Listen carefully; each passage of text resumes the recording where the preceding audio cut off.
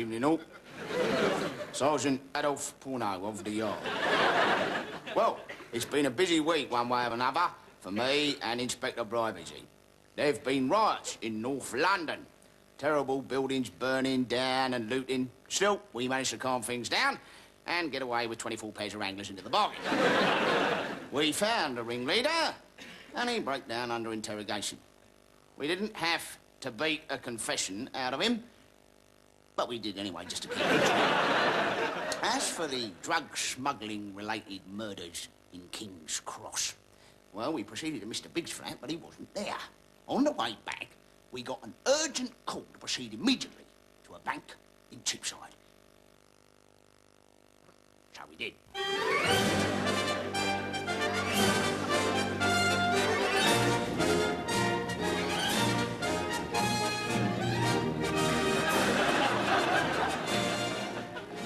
I don't like it, Porno. It's always like this on a Friday lunchtime, sir. We'll use our police ID cards to get to the front of the queue. All right, stand back. Excuse me, police officer. Police officer, excuse me. Excuse me, police first. Thank you very much. Excuse me, miss. Are you expecting a bank robbery? Dunno. They never give warnings. Well, in that case, I'll catch a cheque for £50. This pen appears to be attached to the counter. For security. What, do a lot of them escape, then? Look, use my chequebook, sir. It's nearer to the pen. Oh.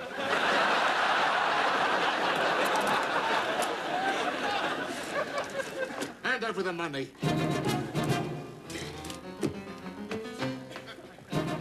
After it, sir!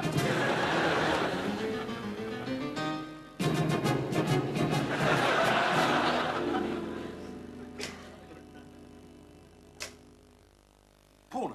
Yes, sir? Did you notice anything strange about those men? They had stockings on their head, sir. What does that tell us?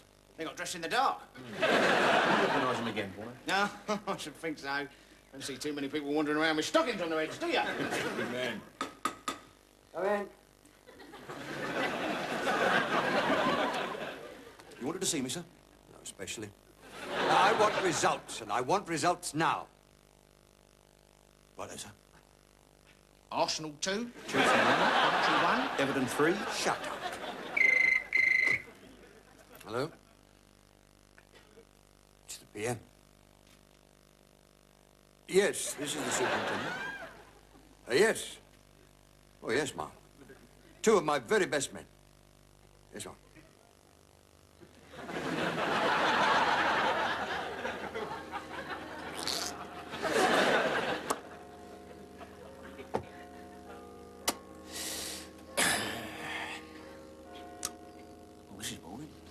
You should be proud to be standing here, Porno, protecting the head of one of the greatest democracies in the world. Protecting him from what? Burglary, for example. It's a very dodgy area, Whitehall. He looked a bit shady. Who's that? The greasy git going in number 11. Oh, yes. I mean, anyone could come along, sling a bomb through the letterbox, couldn't they? But they're out. That is not the point. Some of these people would blow up an empty building as a political gesture.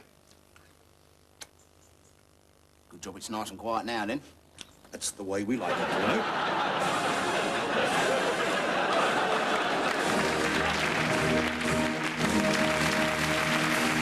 I'm not sitting, I'm not somewhere else. This place, which is Westminster, is not Soho or Covent Garden, because it's Westminster, and I am standing here.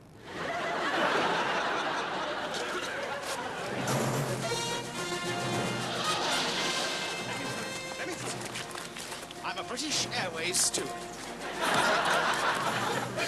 What will it be? Duty-free, perfume, cigarettes, or maybe a packet of peanuts.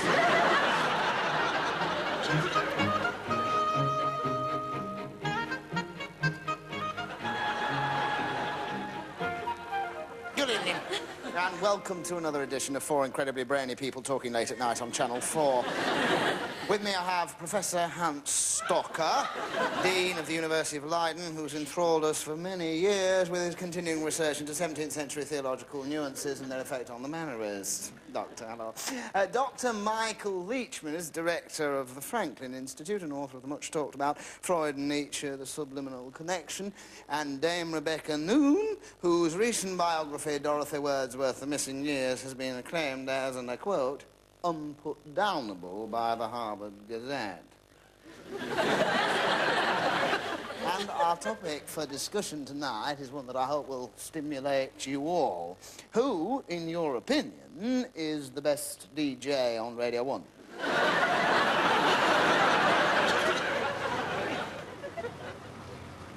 Excuse me, sir. Yeah? Do you work in the area? Yeah. Are you satisfied with the interest you get on your savings?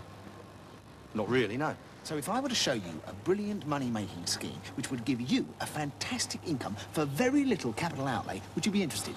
Suppose so, yeah. Fine. Well, here's your clipboard. You can start over there. Surely this parliamentary building, for parliamentary building it is, and outside it do I stand, is the most Westminstery of its kind.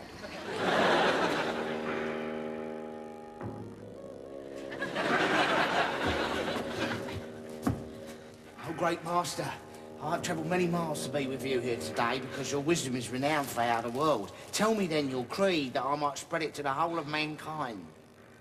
My child, you've shown great courage to come thus far, and your devotion will be rewarded. Come closer, for I shall tell you but once what I have told those other disciples who came before you. Thank you, master. I tiddly I tie, shite or bust. Never let your bollocks dangle in the dark.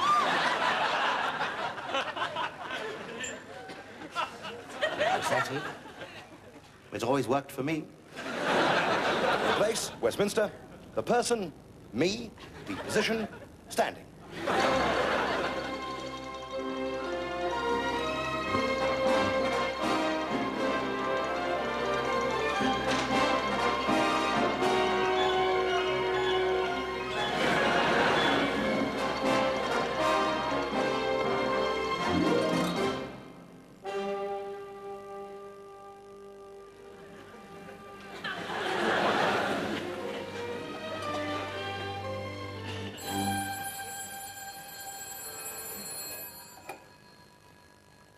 Hungary 1934.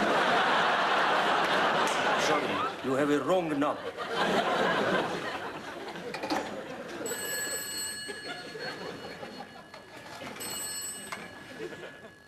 Hungary 1935. No, I'm afraid Count Khrushchev, Hungary's greatest pre-war industrialist and manufacturer of consumer goods, is with someone else. These are splendid fantasies, Mr. Biron, but you know, we are living in 1937. Yes, but what about this ID? That one will put the name of Biron on the map. It's made of a new material called plastic with a little metal spring, and soon all Europe will have one behind its ear.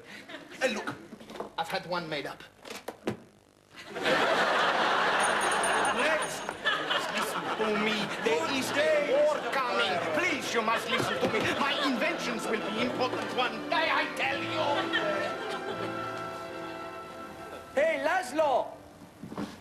We go down to the local inn now to eat some beetroot. Do you want to come with us? Oh, no. I must stay in and do some work. Oh, come on, Biron. You could do with a refill. Leave him, Lilo. You will want to stay at home, too, if you had a beautiful wife like Biron has. Well, Laszlo, why don't you go out and have some beetroot with your friends Cairo, Lilo, Silo, and Gyro?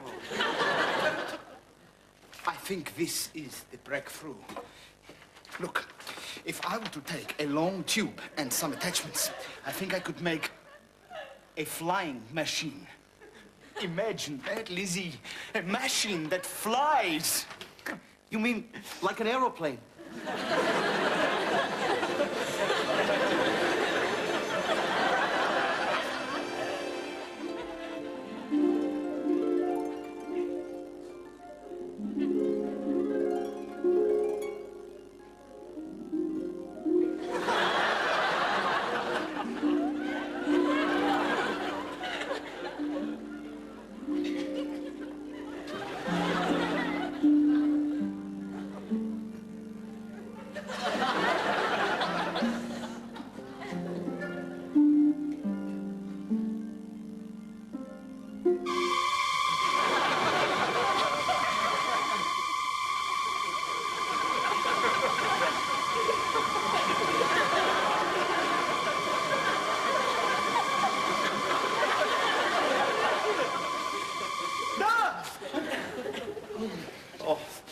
You must stop this terrible inventing. Why can't you just be a farmer like everybody else in Brush? Yes! Because I'm not like everybody else in Brush. Look at me. I am a Biron. Just be like everybody else in Brush, and eat beetroot. Look, if I could invent something, we could have all the beetroot we want. We have all the beetroot we want. We work on a beetroot farm, for God's sake. But I want more than that. One day, I want to eat a turnip. Who ever heard of a Biro eating turnips?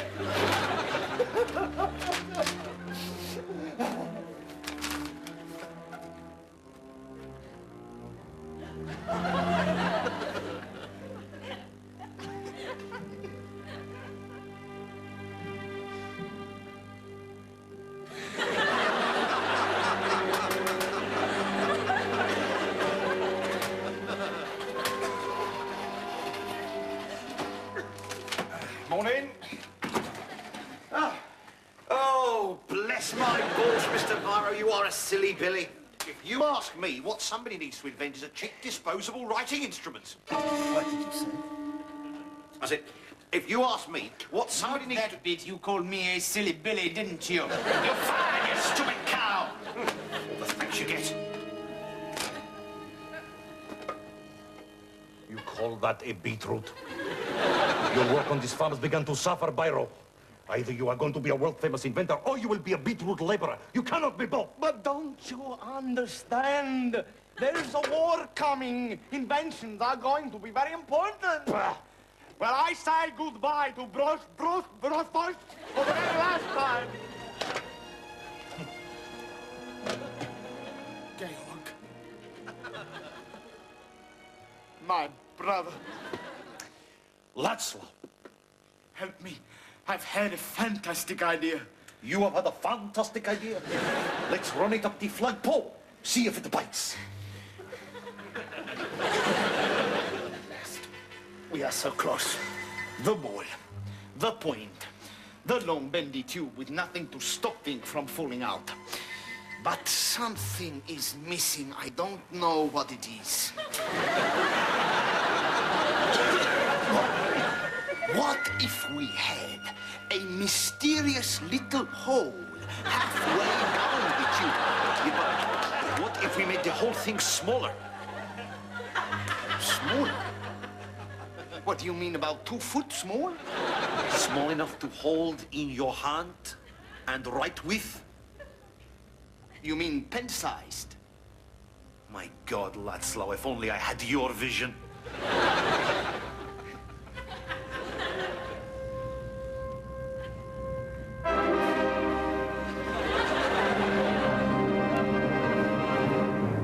Take this to the patent office before somebody steals the idea. Oh, Ladislau, who's going to steal the idea? There's nobody in the house, except the butler, Bick, the cook, Pentel, and the gardener, Platinum.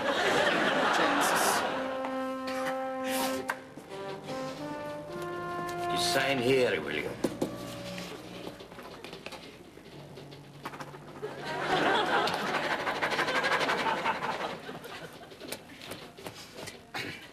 You haven't got a pen I could borrow, have you?